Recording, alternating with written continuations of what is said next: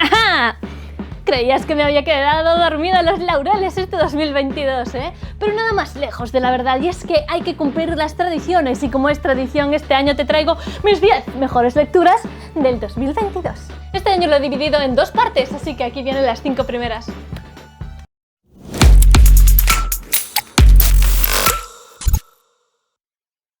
En el top número 10 nos encontraremos con Nam Ham Sanseong, La fortaleza helada, una obra histórica de Kim Hum. Nam Ham Sanseong nos traslada a 1636, enclave histórico en el que los manchúes han acabado con el anterior emperador de China. El reino de Joseon se niega a aceptar al nuevo emperador manchú, el nuevo emperador Qing, como legítimo soberano de esas tierras, por lo que sufren una segunda invasión. Ante la increíble potencia militar y económica que representaba a los manchúes, el reino de Joseon, que es como anteriormente se llamaba la península de Corea, se ve completamente desbordado hasta tal punto que el emperador tiene que huir y dejar todo su país a merced de los manchúes y refugiarse en Nam Ham Sanseong, una antigua fortaleza absolutamente inexpugnable y enorme. Está claro que es absolutamente imposible para los manchúes llegar a tomar la fortaleza por la fuerza, de manera que deciden tomarla por el asedio, cercan toda la zona y esperan a que el invierno acabe con la voluntad y acabe quebrando a las personas que viven en el interior y que poco a poco se irán muriendo de hambre. ¿Por qué lo recomiendo? Porque la historia tiene un tono pausado y es cierto que su tono narrativo en ciertos momentos puede resultar increíblemente rimbombante, especialmente porque tenemos que tener en cuenta la importancia que tenía en aquel momento para los coreanos y para el reino de Joseon el hecho de cuidar muy bien las palabras y hablar siempre con significados ocultos para no abordar directamente un tema.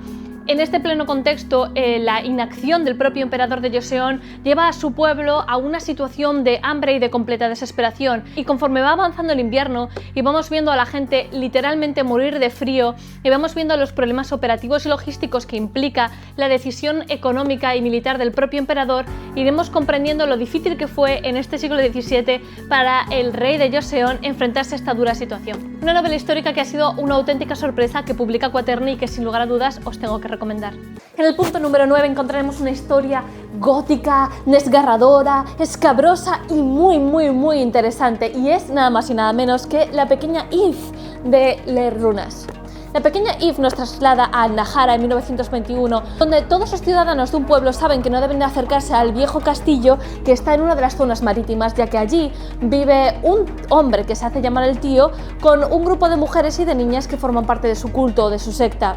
Lamentablemente la vida de uno de estos aldeanos cambiará radicalmente uno de los días que decide atravesar esta puerta para hacer una entrega y se encuentra con varios cuerpos encima de una estrella satánica a las que les han arrancado por completo los ojos. El joven horrorizado descubre que hay una de las jóvenes que todavía respira, una niña adorable que se llama Dina, a la cual le han arrancado un ojo. Esta le explica a las autoridades que la chica que ha perpetuado todos estos asesinatos es su joven hermanita llamada Eve. Desde ese momento realmente el libro vuelve con un flashback y nos cuenta una historia de maltrato, una historia de cómo te lavan el cerebro, una historia de una secta y de un culto religioso desde la perspectiva de esta asesina, de la pequeña Eve, y cómo la atmósfera de esta casa se vuelve completamente opresiva hasta el momento en el que lleva a cabo su asesinato. Una obra sinestésica que te traslada las sensaciones del frío y de la lluvia de Escocia y que te da la sensación de que necesitas seguir leyendo más. La Tryon Award es una auténtica maestra en cuanto a los thrillers psicológicos. Ya se ha convertido en una de las autoras de mayor éxito con La casa al final de Needless Street, así que sin lugar a dudas, La pequeña Eve tiene que estar en vuestra lista de próximas lecturas. El libro del que os voy a hablar es Las aguas de Versalles de Kelly Robson. Las aguas de Versalles es uno de esos cuentos maravillosos y super cozy que tienes que leer también de adulto, que te traslada a esos momentos de confort de cuando eras más pequeño. El libro nos traslada al Palacio de Versalles, donde un antiguo soldado llamado Sylvain ha conseguido granjearse la confianza de la aristocracia trayendo una tecnología no conocida para el momento. Y eso ha hecho que Sylvain se ha convertido en el fontanero y diseñador de fuentes oficial del palacio. Ha conseguido encantar a todos sus aristócratas, introduciendo dentro del Palacio de Versalles algo nunca visto por el momento, que es el hecho de que haya agua corriente y fuentes en continuo funcionamiento. E incluso ha traído una revolucionaria novedad, que es en realidad un retrete.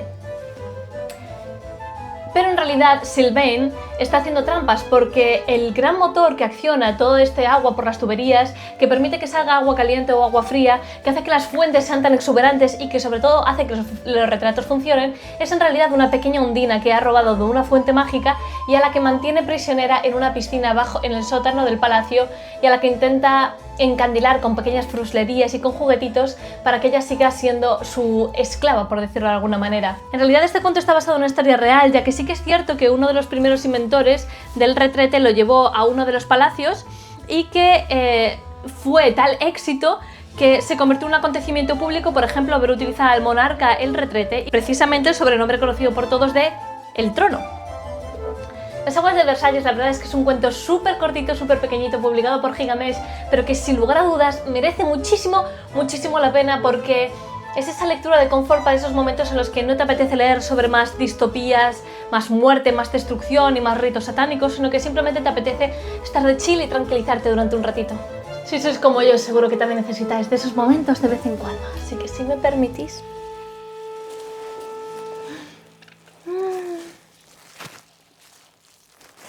Hasta mañana.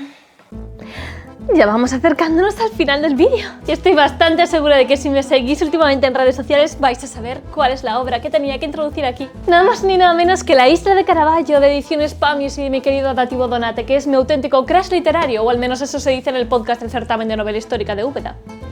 La Isla de Caravaggio es una apasionante novela histórica que nos traslada a principios del siglo XVII, cuando Michelangelo Medici de Caravaggio tiene que huir de Roma con su secuaz y amigo Petronio Topa porque amenazan su vida.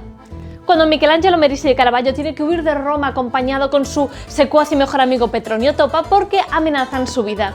Y es que cualquier persona apasionada de la historia del arte sabrá que realmente Michelangelo Medici de Caravaggio no era en absoluto un hombre sensible y tierno dado a sentarse y a dialogar.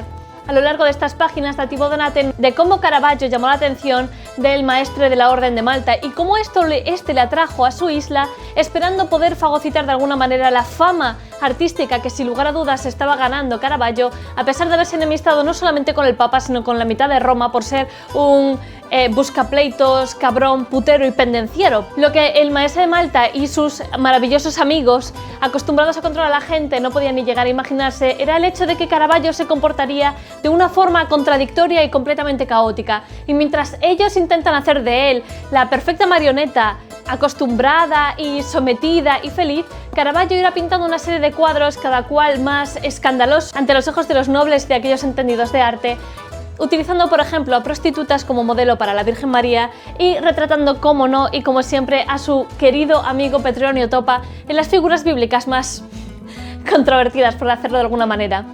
¿Por qué os tengo que recomendar La Isla de Caravaggio, de Dativo Donate y publicado por Ediciones Pamius? Pues sin lugar a dudas porque Dativo Donate es un auténtico maestro a la hora de escribir novela histórica.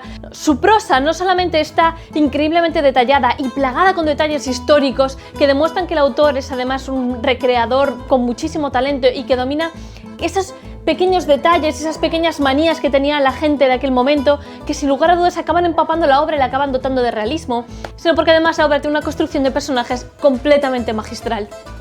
Sin ir más lejos, os voy a intentar enganchar a La Isla de Caravaggio con las primeras frases del libro. ¿Cuánto dinero te queda, lombardo hijo de puta? Llegando a Nápoles no hay cuidado. Allí las putas se venden más baratas que tu madre. Es mi estilo de caballero. Y además, la tengo dedicada. Vale. Y por fin hemos llegado al último libro de este vídeo y es una de mis mejores lecturas del 2022 y un libro que disfruté muchísimo desde la primera hasta la última página y que no puedo menos que compartir y recomendaros. Es nada más y nada menos que la recopilación de los 2 relatos publicados por Red Key Books de Historias de Shuya, escritas por Aliette de Bodard. Historias de Shuya contiene 2 relatos de una de las grandes autoras de la ciencia ficción moderna, que son La maestra del té y la detective y Siete de infinitos. Apoyados por un estilo narrativo muy reflexivo, muy intimista y muy poético al mismo tiempo, la autora nos traslada a una especie de ucronía china llamada Shuya, que está profundamente influenciada por el confucianismo. En este contexto, donde las naves pueden llegar a tener un holograma que proyecte un cuerpo y donde las personas están absolutamente ancladas y aprisionadas por el peso de la jerarquía social del momento, en un contexto completamente futurista, se enclavan 2 historias que están completamente inspiradas a las historias de Sherlock Holmes y del ladrón Arsène Lupin. En La maestra del té y la detective nos cuenta la historia de una nave mental, ¿vale? Una nave que proyecta un holograma con forma de mujer que ha decidido retirar para siempre de sus servicios de transporte de pasajeros debido a un trauma. En este contexto, de golpe, una mujer llamada Long Chao, que es una detective absolutamente inspirada en Sherlock Holmes, aparece y le pide por favor que le prepare un té para poder viajar al espacio profundo y seguir investigando un extraño caso detectivesco que las unirá mucho más de lo que parece. En la segunda parte de todas ellas, Van, una mujer de origen humilde, tiene un terrible secreto que le ha permitido conseguir convertirse en la profesora de una joven y prometedora estudiante. Toda su tapadera y su vida se pone en peligro en el mismo momento en el que su alumna recibe la visita de una mujer que cae muerta en mitad de la habitación, claramente víctima de un asesinato por un envenenamiento o por algo similar. Y tiene que apoyarse en una nave mental que aparece por allí llamado Bosque Sombrío, que es mucho más de lo que aparenta ser. ¿Por qué os recomiendo enormemente Historias de Shuya? Primero, porque es ciencia ficción alternativa asiática, por lo tanto os vais a encontrar con unas obras increíblemente originales. Conocí a muy pocas autoras que sean capaces de generar este sentimiento de sinestesia que consigue Aliette Bodard con muy pocas líneas. Segundo, porque su obra es ciencia ficción asiática, lo cual siempre está impreso de cierta personalidad y carisma que no te vas a encontrar con otra serie de obras más convencionales. Tercero, porque esta obra es tan disfrutable, tiene tantísimos pequeños detalles y su prosa es tan poética que te dan ganas de leerlo más de una vez. Estas han sido realmente las primeras obras de mi lista de las 10 mejores lecturas del 2022. En el próximo vídeo que publicaré el próximo lunes de Momoko... ¡Ay, qué ilusión volver a decir eso!